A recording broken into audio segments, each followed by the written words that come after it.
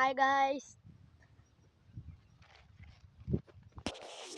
दोस्तों तुमको एक चीज दिखाता हूँ, ठीक है। ये एयरपोर्ट है ना, देख लो दोस्तों।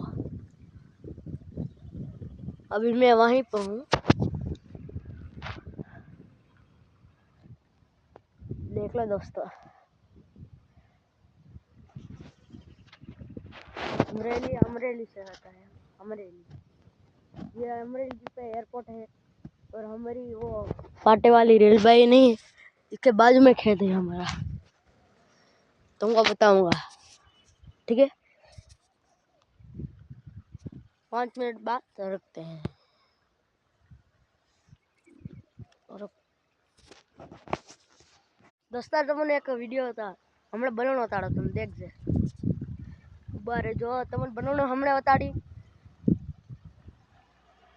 देख हमने देखवानो है आयु से हमने देखा है अभी। आ जाए से देखा है यहाँ थोड़ा।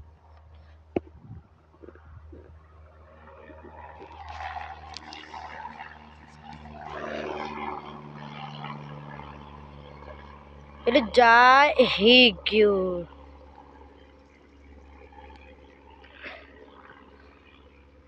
ના હી ગયું દોસ્ત, પેલી ડાઈ ગયો હોય।